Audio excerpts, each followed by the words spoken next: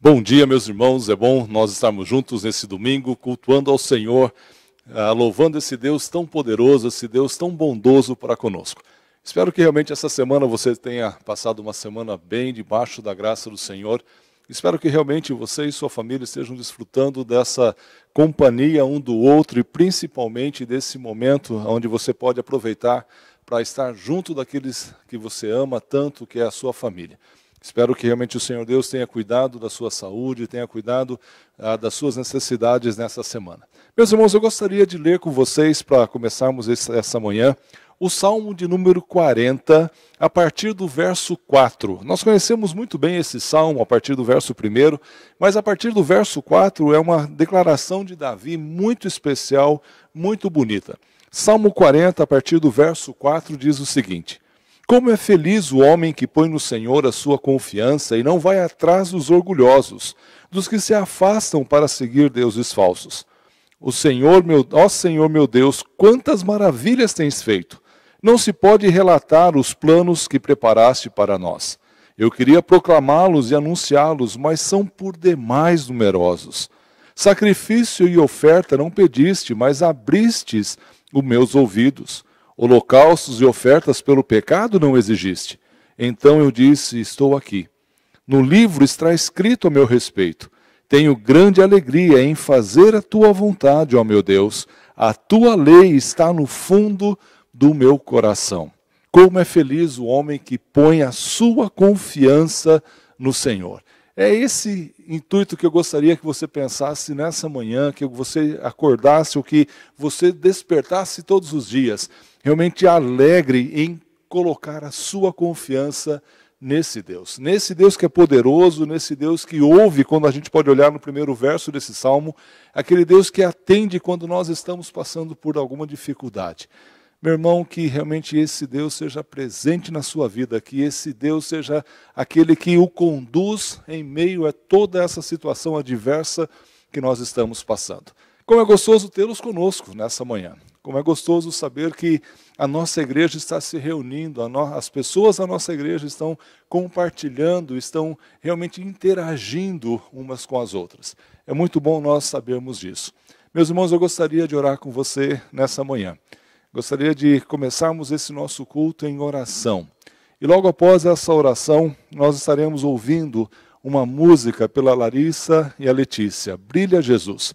Nós vamos orar agora e após a oração estaremos ouvindo essa música tão especial que essas irmãs prepararam para nós. Vamos orar. Senhor Deus e Pai, nós te agradecemos, ó Deus.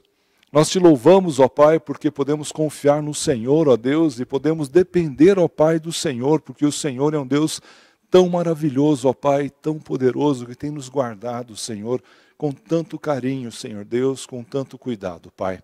Obrigado, Senhor, porque nessa manhã, Pai, nós podemos nos reunir, Senhor Deus, para estudarmos a Tua Palavra, para cultuarmos ao Senhor, para entoarmos cânticos ao Senhor, ó Deus, e sabemos, Pai, que o Senhor está ouvindo, ó Deus, porque o Senhor é um Deus tão presente em nossas vidas.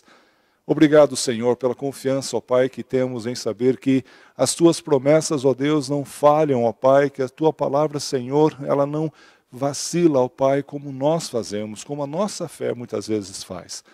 Ó Senhor, obrigado, ó Pai, porque sabemos que o Senhor tem cuidado dos irmãos da nossa igreja.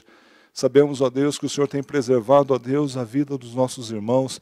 Sabemos, ó Pai, que o Senhor tem cuidado da saúde dos nossos irmãos, ó Deus. Sabemos, Pai, que através da Tua graça e da Tua misericórdia, Senhor, nossos irmãos estão sendo assistidos, Pai. Obrigado, Senhor Deus, e sabemos, ó Deus, que apesar de toda essa luta, Pai, apesar de toda essa pandemia, ó Deus, que a nossa nação enfrenta, Senhor Deus, nada tem fugido ao Teu controle, Pai. Aos nossos políticos, Senhor, a nossa saúde da nossa nação, ó Pai, os recursos, ó Deus, são Teus, ó Deus, e confiamos, Senhor Deus, que o Senhor, ó Deus, irá cuidar de cada um de nós. Obrigado, ó Deus, porque nessa manhã nós estudaremos a Tua Palavra.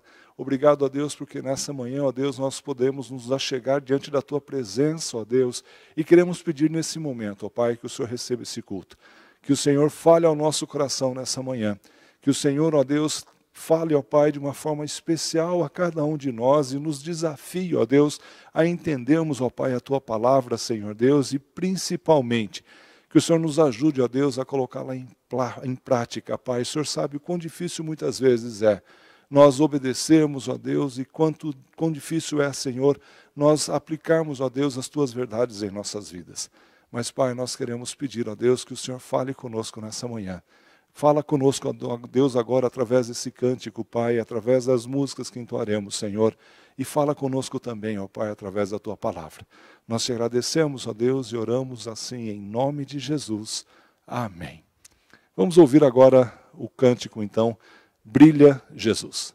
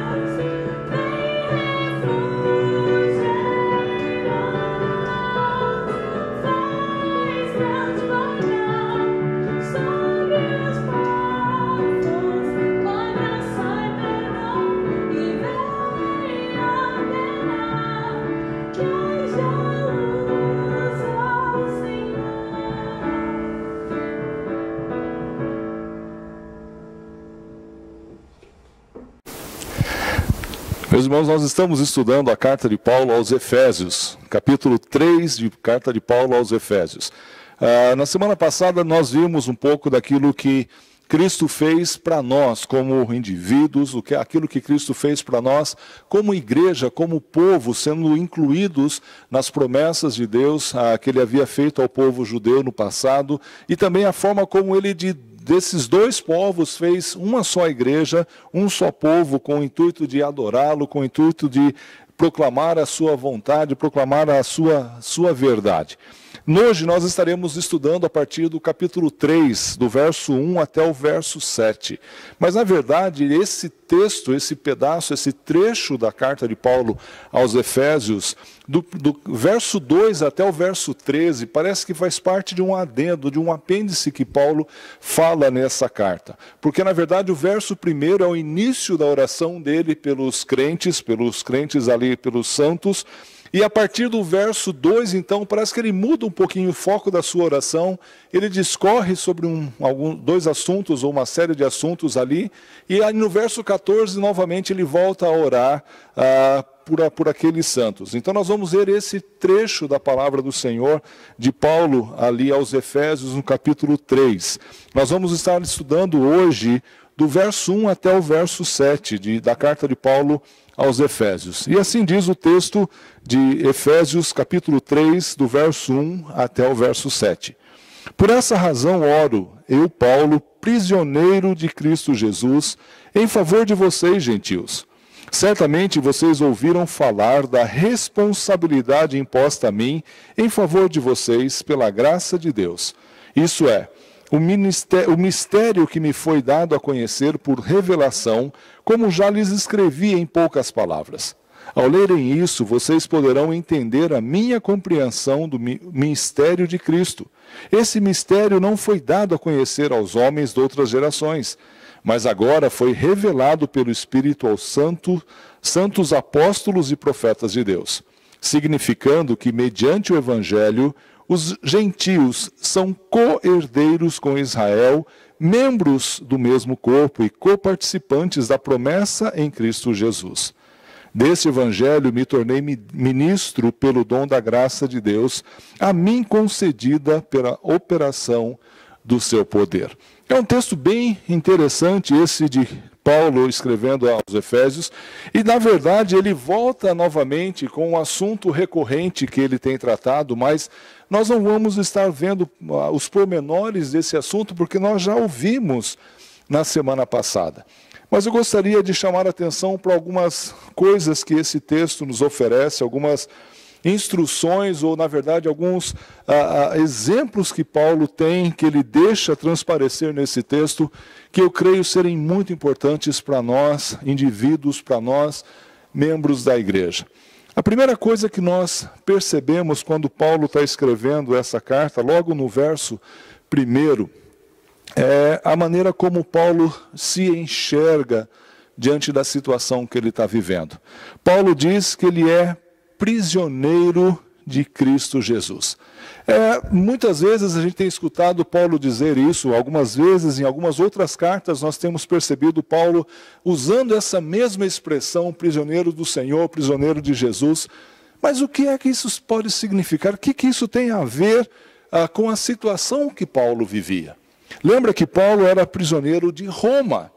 Ele estava lá encarcerado numa casa alugada, tendo ali um soldado romano o tempo todo vigiando. Ele tinha, sim, alguns confortos, ele podia receber talvez uma pessoa ou outra, ele podia continuar escrevendo as suas cartas, mas ele era um prisioneiro do Estado romano. Ele estava ali aguardando a sua sentença, estava ali aguardando o Nero proferir aquilo que iria acontecer com ele. E mesmo assim, mesmo nessa situação, Paulo olha para aquela vida dele, olha para aquela situação toda, e ao invés de falar, não, eu sou prisioneiro de Roma, Paulo fala, eu sou prisioneiro de Cristo Jesus. Meus irmãos, que visão maravilhosa é essa, que entendimento maravilhoso é esse que Paulo tinha da situação que ele estava vivendo. Muitas vezes nós não percebemos quanto essas situações são realidade, até mesmo para nós em nossos dias. Algumas vezes nós não conseguimos enxergar a situação da qual nós estamos vivendo pela ótica correta. Paulo conseguiu olhar para a situação através do olhar do Evangelho, através do olhar da graça do Senhor operada na vida dele, e isso fez toda a diferença. Paulo conseguia tirar daquela situação algo muito proveitoso para ele e com certeza para a igreja e para nós nos dias de hoje. a maneira como nós olhamos para a situação que nós vivemos, ou para a situação que enfrentamos, ou para aquilo que nós fazemos, faz toda a diferença. Tem uma história bem interessante sobre o homem que construiu a Capela de São Paulo em Londres, a Catedral de São Paulo em Londres. O Sir Christopher Wren, um sobrenome dele bem difícil. Ele conta o seguinte, que há um relato que durante aquela construção, durante o tempo que eles estavam erguendo aquela catedral, esse homem, né, esse engenheiro, ou aquele responsável pela construção daquela obra, um determinado dia ele resolveu andar pela construção para ver exatamente o que estava acontecendo, para olhar, observar os trabalhadores, os funcionários que estavam lá. E esse relato conta que em determinado momento ele começou a olhar as pessoas, e ele chega diante de um funcionário que estava trabalhando, de um operário lá, e pergunta para esse rapaz, por favor, o que é que você está fazendo? Aquele rapaz olha para ele e responde, olha, eu estou esculpindo esta pedra de tal forma e de tal tamanho. Muito bem. Ele sai, anda mais um pouco, olha aquilo que está acontecendo, para diante de um outro rapaz, diante de um outro operário, e pergunta para aquele operário, e você, rapaz, o que é que você está fazendo? Aquele rapaz olha para ele com os olhos brilhando e fala assim, olha, eu estou realmente trabalhando bastante e conseguindo muito dinheiro. Eu estou trabalhando e estou ganhando bastante dinheiro. Esse Christopher não fala nada, continua andando por aquele lugar, e aí ele encontra ainda um terceiro operário, também envolvido na sua tarefa, também envolvido naquilo que ele estava fazendo, bem focado naquilo que ele estava fazendo. E ele vira e faz a mesma pergunta para aquele terceiro operário. Rapaz, o que é que você está fazendo? Aquele rapaz para alguns instantes, olha para o rosto daquele homem, e a resposta que ele dá é algo que enche o coração, ou deve ter enchido o coração daquele construtor de alegria. Aquele rapaz responde exatamente assim para o Sr. Christopher. Eu estou ajudando ao Sr. Christopher Wren a construir a Catedral de São Paulo. Olha só que diferença as respostas desses três operários envolvidos na mesma obra, na construção da mesma catedral. Para aquilo que ele estava fazendo consistia em ele olhar aquele material bruto que ele estava lapidando, e para ele nada mais passava do que um trabalho, do que algo que ele deveria fazer, que era esculpir aquela rocha, aquela pedra, dar forma e um tamanho correto àquilo que haviam pedido. Para o outro, aquela construção, aquela obra onde ele estava envolvido, não passava de uma fonte de recurso, uma fonte de benefícios para se sustentar, para se manter, para realmente estar com a sua despensa cheia de alimento e vivendo confortavelmente. Mas para o terceiro rapaz, que esse engenheiro, esse homem, esse construtor pergunta o que ele estava fazendo lá, por que ele estava trabalhando lá. Aquele rapaz tinha uma visão do todo, ele tinha uma visão completa daquilo que aquela obra significava. Aquele rapaz conseguiu entender que o trabalho que ele fazia naquela igreja, o trabalho que ele estava desenvolvendo, não sabemos qual era esse trabalho, por menor ou maior que fosse, era um trabalho que estava ajudando na construção daquela capela, daquela catedral de São Paulo.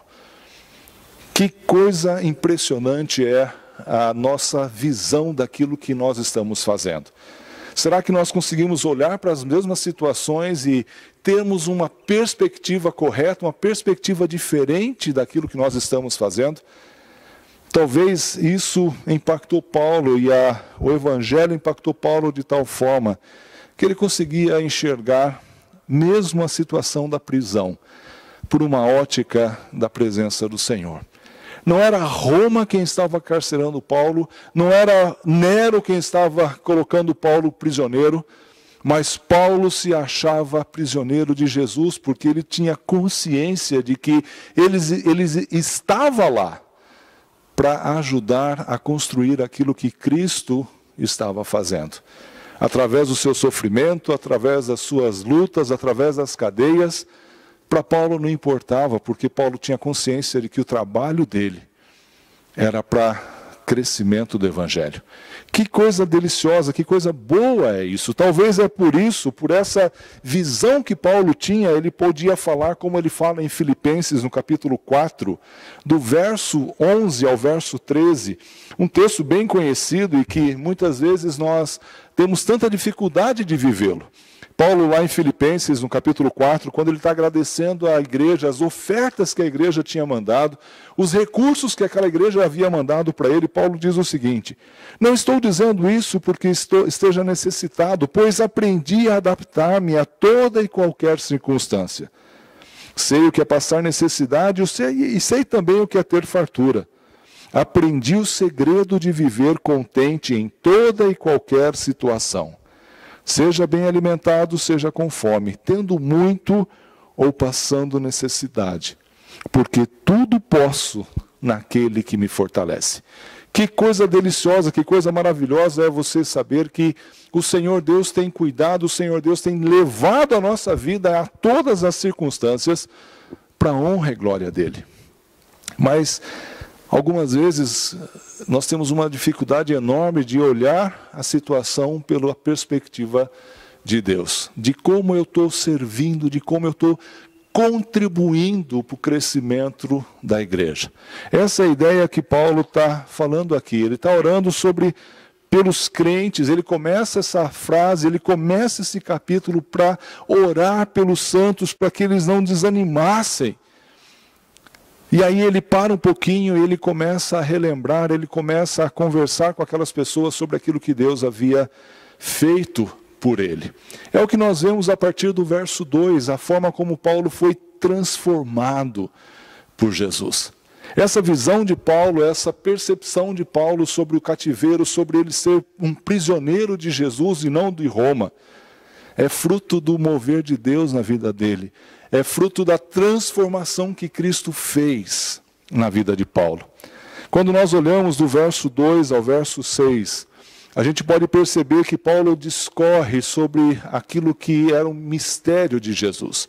Aquilo que ele estava proclamando até agora, aquilo que ele havia falado, insistido em falar com os crentes ali em Éfeso. É isso que Paulo está dizendo, e como essa percepção, como esse descobrimento, como essa transformação mudou a vida e a realidade dele. Quando nós olhamos lá no livro de Atos, no capítulo 9, o verso 3 ao verso 5, quando Paulo tem um encontro com o Senhor Jesus, a gente percebe o impacto que isso causou na vida de Paulo. Atos, no capítulo 9, o verso 3 a 5, diz o seguinte: em sua viagem, quando se aproximava de Damasco, de repente brilhou ao seu redor uma luz vinda do céu. Ele caiu por terra e ouviu uma voz que lhe dizia: Saulo, Saulo, por que você me persegue? Saulo perguntou: quem és tu, Senhor? E ele respondeu: eu sou Jesus a quem você persegue. Esse encontro com Cristo, a forma tão grandiosa como Paulo acessa e tem o conhecimento, é revelado a ele esse amor de Jesus, foi tão espetacular, foi tão forte para ele, que transformou, que mudou a realidade de Paulo. Mudou completamente a vida desse homem. Um homem que estava ali para perseguir a igreja, um homem que estava ali com o intuito de acabar com esse movimento que o evangelho, que o Messias havia começado. Ele é completamente transformado por esse encontro com o Senhor Jesus.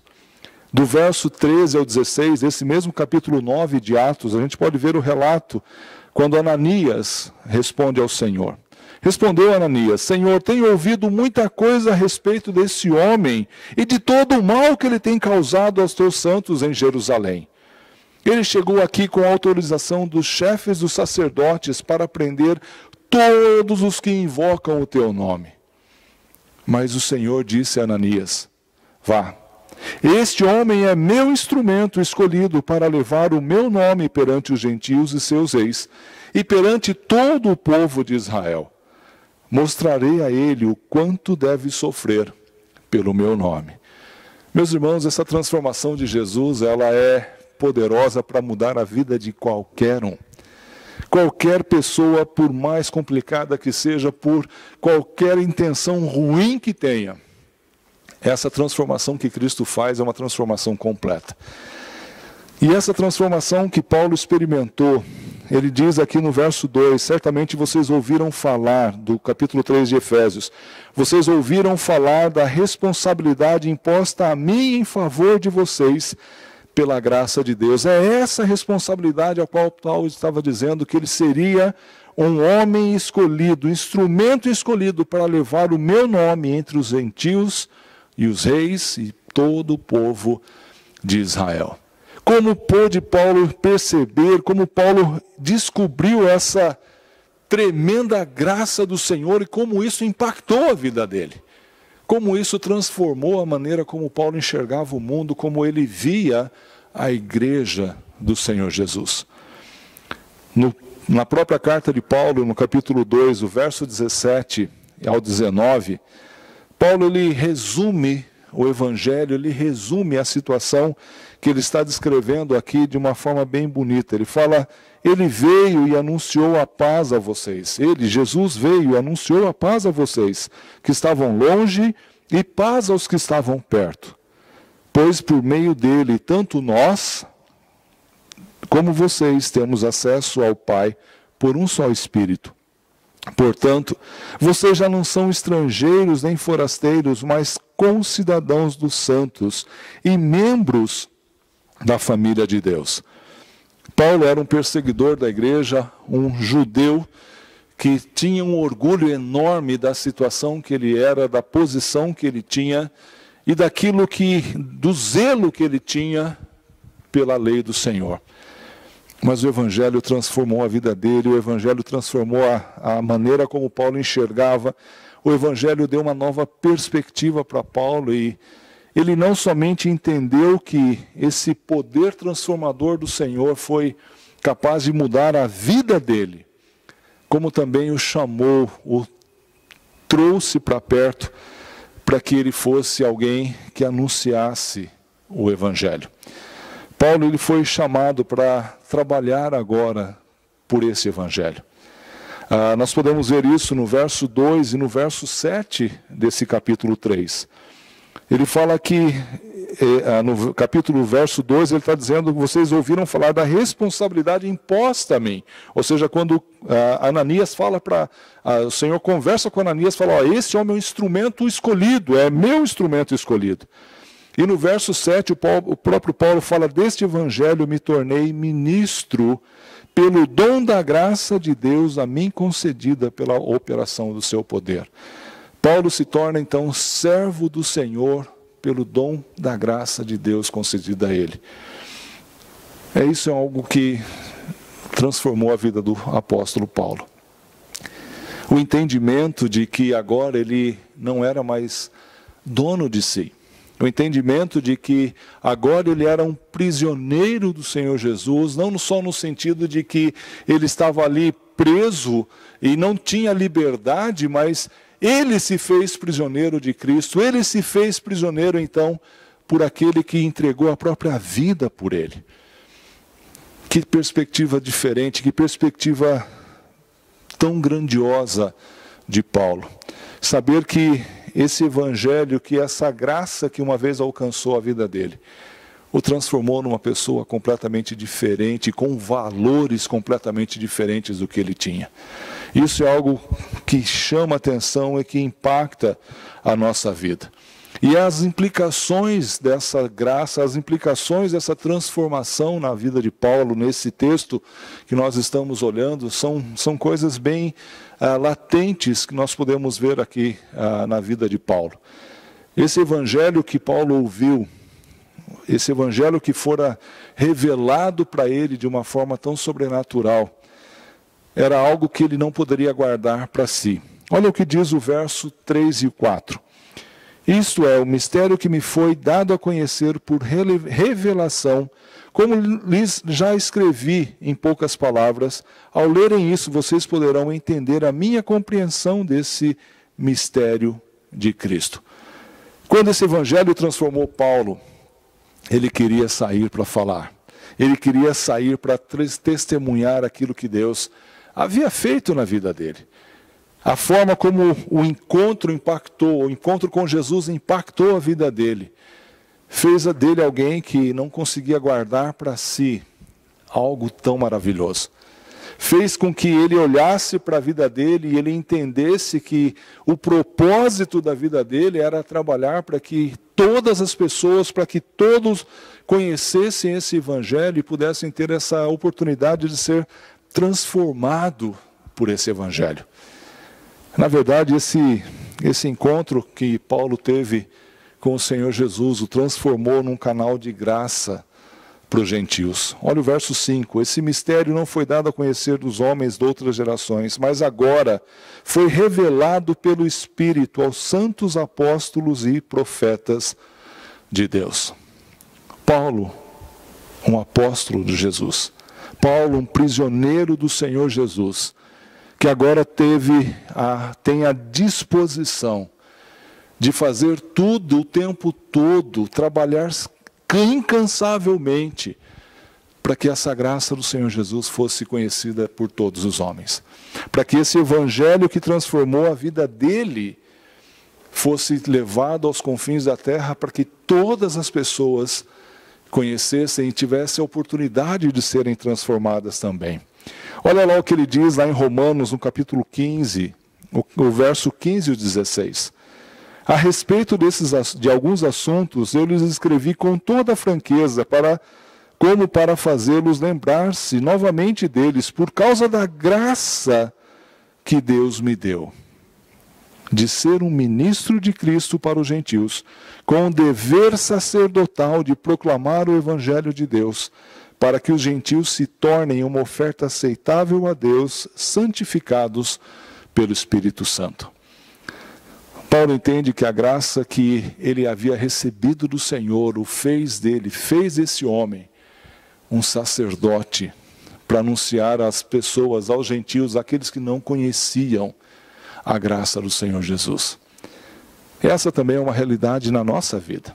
Quando nós escolhemos, quando nós entendemos, quando nós somos alcançados pelo Evangelho do Senhor Jesus, nós nos tornamos também sacerdotes, nós também nos tornamos uma geração eleita, um sacerdócio real do Senhor, para anunciarmos as virtudes daquele que nos chamou das trevas para a sua maravilhosa luz. A nossa vida consiste então em fazer a vontade do Senhor, consiste então em buscar servir a esse Deus tão maravilhoso. Por último, meus irmãos, nós podemos ver aquilo que Paulo se torna. O verso 7 do capítulo 3, Paulo diz o seguinte: deste evangelho me tornei ministro pelo dom da graça de Deus, a mim concedida pela operação do seu poder.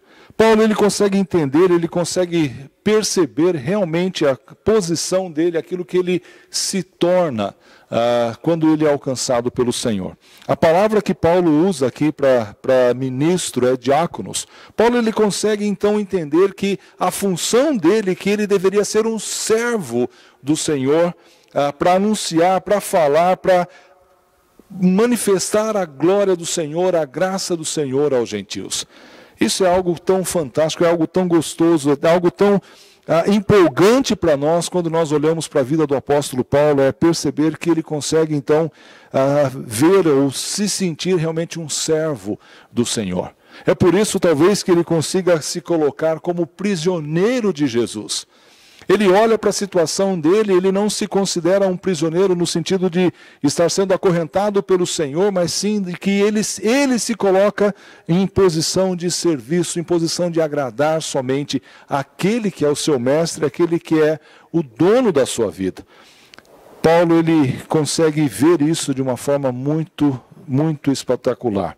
Olha só que interessante aquilo que o livro de Atos, no capítulo 20, o verso 22 ao 24, aquilo que Paulo fala. Agora, compelido pelo Espírito, estou indo para Jerusalém, sem saber o que me acontecerá ali. senão que em todas as cidades o Espírito Santo me avisa que prisões e sofrimentos me esperam. Todavia não me importo, nem considero a minha vida de valor algum para mim mesmo, se tão somente puder terminar a corrida e completar o ministério que o Senhor Jesus me confiou, de testemunhar do Evangelho da graça de Deus. Olha que coisa maravilhosa ver Paulo falando sobre aquilo que esperava, aquilo que o esperava a caminho para Jerusalém. Ele sabia que poderia passar por lutas, ele sabia que ia enfrentar prisões, sofrimentos o esperavam, mas nada disso tinha importância para ele, a não ser terminar aquilo pelo qual o Senhor Deus o havia resgatado. A vida para Paulo tinha mudado de perspectiva. As coisas que eram importantes para ele tinham tomado uma nova perspectiva na sua vida. O Evangelho fez uma diferença na vida de Paulo que o transformou, que o tirou de um homem que perseguia a igreja naquele canal de bênção para a igreja, para os gentios. A vida de Paulo se resumia então em fazer a vontade de Deus. E isso era mais importante do que os seus interesses, era muito mais importante até mesmo que os seus sonhos. E isso deve ser uma realidade para nossa vida também. E essa é uma dificuldade que você e eu temos, de olhar para as nossas vidas, olhar para aquilo que nós somos e a maneira como nós estamos vivendo o nosso dia a dia e temos essa perspectiva da mesma forma que Paulo tinha. Quando Paulo encontra o Senhor Jesus, quando ele é transformado, quando ele sofre o impacto da graça do Senhor na vida dele, ele consegue perceber então que tudo aquilo que ele era, todos os seus bens, todo o seu tempo, toda a sua disposição, toda a sua energia deveria ser usada na construção dessa nova igreja, desse novo momento que o Senhor Deus havia começado a fazer no meio daquele povo. Quando eu penso naquilo que Paulo fala, nessas áreas que Paulo desenvolve nesse texto, e ao final desse verso 7, eu gostaria de pensar novamente naquela ilustração que eu mencionei logo no início da pregação, sobre a construção daquela catedral de São Paulo. E eu gostaria de pensar que o Senhor Jesus é o arquiteto, é o construtor da igreja da qual nós estamos trabalhando. Na igreja na qual você e eu estamos envolvidos. E se ele parasse diante de nós, e se ele passasse ao nosso lado e perguntasse: fulano, o que você está fazendo? Qual era a resposta que você daria? Talvez você pudesse falar: olha, eu estou construindo, eu estou fazendo isso para ficar em tal formato. Ou eu estou fazendo isso porque eu tenho recebido bens, eu tenho recebido graça, eu tenho recebido algumas coisas do Senhor, então é uma forma de eu continuar recebendo, então é por isso que eu estou aqui. Ou você ia responder como aquele último operário que respondeu para aquele ser Christopher: eu estou aqui ajudando o arquiteto, eu estou aqui ajudando o construtor na construção da Catedral de São Paulo. E quando nós entendemos isso, quando nós realmente buscamos isso, nós conseguimos entender que nós devemos ser, sim, prisioneiros do Senhor Jesus. Não importa as situações que nós passamos, não importa de onde as lutas venham, não importa o tempo que nós dependemos, é o Senhor Jesus o mais importante. É Ele que tem a minha vida nas suas mãos, é Ele quem cuida de mim, é Ele quem me conduz conforme a vontade dEle. Paulo poderia dizer: não, eu sou prisioneiro de Roma e eu estou sofrendo aqui. Eu estou tentando, mas é difícil porque eu tenho tantas coisas que estão lutando contra. Mas Paulo não olha para nada disso, ele consegue olhar pela perspectiva da graça do Senhor Jesus na vida dele. Para ele nada mais importava a não ser trabalhar para o Senhor. Para ajudar o Senhor na construção dessa nova igreja que ele havia começado. Onde não havia nem judeu, nem gentil. Onde não havia pessoas longe, fora dessa igreja. Para ele era um privilégio se esforçar, gastar a sua vida para fazer isso acontecer. Então, meu irmão, a minha pergunta para você nessa manhã Você está disposto a ser prisioneiro de Jesus? Você está disposto a gastar toda a sua vida na construção dessa nova igreja que o Senhor Deus tem levantado ao redor do mundo, onde nós somos os canais de bênção para aproximar aqueles que não conhecem o Senhor Jesus dele e da graça dele? O Senhor Deus quer usar a minha vida, Ele quer usar a sua vida. A coisa mais difícil que existe numa igreja, a coisa mais complicada que muitas vezes as lideranças das igrejas encontram é motivar os seus membros a usarem os seus dons, a usarem aquilo que Deus tem dado para cada um, no exercício, na construção, na tarefa de desenvolver a igreja para a honra e glória do Senhor Jesus. Esse é um desafio para nós, esse é um desafio para a nossa igreja nessa manhã. Que o Senhor Deus possa falar ao seu coração e que o Senhor Deus possa estar cuidando de você nessa manhã. Que Deus abençoe a sua palavra. Agora nós vamos estar ouvindo mais um cântico, nós vamos entoar mais um cântico. Estou seguindo a Jesus Cristo. Que essa seja uma verdade para você. Que essa seja uma verdade para mim. Que essa seja uma verdade para a nossa igreja nessa manhã. Que Deus nos abençoe.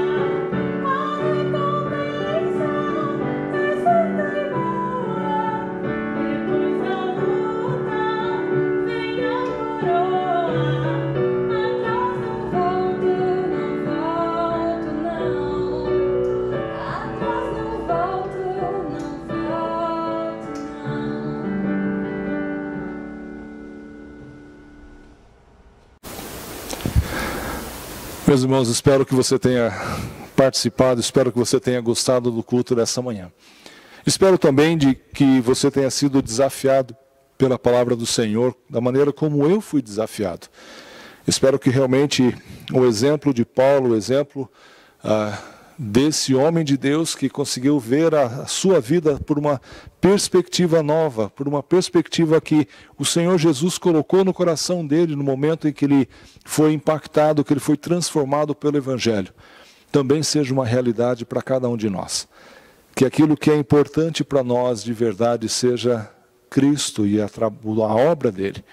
Que a nossa vida seja vivida realmente com os olhos naquilo que é realmente eterno, naquilo que vale a pena.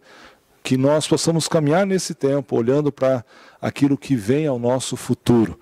Que realmente nós possamos seguir ao Senhor Jesus a cada dia sem desanimar, sem olhar para trás, sem deixar que as situações ao nosso redor nos tire o ânimo, sem deixar que as situações ao nosso redor nos afaste da presença do Senhor.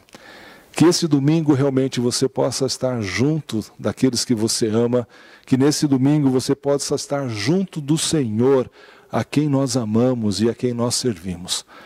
Meus irmãos, eu quero mais uma vez pedir que, se algum irmão tem alguma necessidade ou precisa de alguma ajuda no sentido de algum trabalho ou algo que você precisa ser feito e você não pode sair da sua casa, por favor, nos procure, porque nós temos irmãos dispostos e eu sou muito grato ao Senhor por tantos irmãos que têm se colocado à disposição da igreja para trabalhar, para servir, para fazer aquilo que alguns irmãos não podem fazer.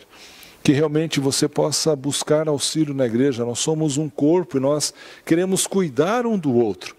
Essa é uma das nossas responsabilidades, essa é uma das nossas, da nossa forma de mostrar o amor de Jesus por cada um de nós. Meus irmãos, que nessa semana que se inicia, o Senhor Deus possa estar cuidando da sua vida, cuidando da sua família. Eu quero estar orando com você, e eu tenho orado por vocês, por cada um dos membros da igreja, para que o Senhor Deus esteja consolando, para que o Senhor Deus esteja fortalecendo a sua fé. E eu peço que você também esteja em oração, tanto às 9 horas da noite, como nós temos feito, mas também durante o dia, no tempo que você tem um pouquinho mais livre, ora ao Senhor. Lembra de colocar a vida dos seus irmãos diante da presença do Senhor em oração, para que Ele possa estar cuidando de cada um de nós.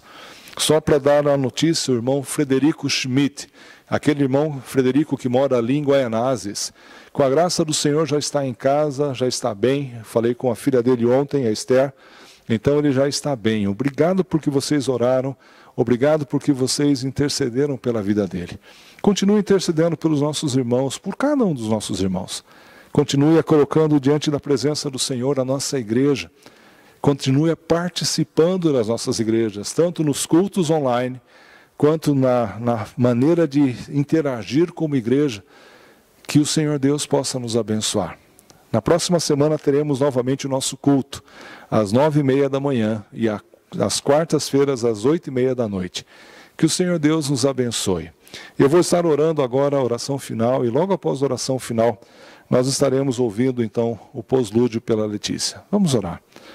Ó Pai, obrigado a Deus por esse dia tão especial, Senhor. Obrigado, ó Pai, porque nessa manhã, ó Deus, nós podemos cultuá-lo, Senhor, juntos, ó Deus, como igreja. Obrigado, Senhor Deus, por termos, ó Pai, essa oportunidade, ó Deus, de sermos desafiados, ó Deus, pela vida do apóstolo Paulo. Um homem, ó Deus, que foi impactado pela Tua palavra, Senhor, a tal ponto de olhar para a sua própria vida, ó Deus, e não ver mais nada, Senhor, a não ser o Senhor, aquele que é a verdadeira fonte de vida para ele. Obrigado, ó Deus, e eu peço, Senhor, que o Senhor nos ajude, ó Deus, a termos uma vida como a do Paulo. Que o Senhor nos ajude, ó Pai, a olharmos para as nossas vidas, ó Deus, para as nossas prioridades, Pai. Que nós possamos olhar para isso tudo, ó Senhor, e ver, ó Deus, que o que vale a pena, Pai, é nos tornarmos, ó Deus, seus prisioneiros, ó Deus. Nos tornarmos, Pai, realmente servos, ó Deus, do Senhor. Pessoas, ó Deus, que querem gastar, ó Deus, a sua vida, ó Pai, para ver o crescimento, ó Deus, do Teu Evangelho. Ó Deus, obrigado, Senhor, por tudo que o Senhor tem feito. Obrigado, ó Pai, pela nossa nação, pelo nosso país, e continuamos a clamar ao Senhor, ó Deus, pelos nossos líderes políticos. Que o Senhor, ó Deus, os conduza, Pai, que o Senhor esteja guardando-os, ó Deus, mas principalmente, Senhor, que o Senhor esteja falando ao coração deles, ó Pai, para que eles se convertam, ó Deus, ao Senhor. Para que realmente o Evangelho, ó Pai, transforme a vida deles, ó Deus, e assim, ó Deus, nós tenhamos paz e tranquilidade. Ó Pai, que realmente, ó Deus, a Tua palavra seja transmitida, ó Deus, àqueles homens. Usa, Senhor, seus servos ali, Pai, para falarem do Teu Evangelho de uma forma verdadeira, ó Deus, limpa, Senhor. Mas também, ó Deus, nos usa como igreja, ó Pai, para fazermos diferença, ó Deus, onde estamos. Que os nossos atos e as nossas ações, que o nosso empenho, o nosso esforço, também, ó Deus, seja visto, ó Pai, como fruto, ó Deus, do nosso amor pelo Senhor. Nós te agradecemos, ó Deus, nessa manhã, Pai, por tudo que o Senhor fez por nós. E pela Tua palavra, ó Deus, que tem sido pregada, ó Pai, que tem falado ao nosso coração. Que a graça do Senhor Jesus, que o amor de Deus Pai e a santa consolação e o ensino do Espírito Santo estejam sobre vós, hoje e todos sempre. Amém e amém. Meus irmãos, que Deus abençoe você e que você tenha uma excelente semana.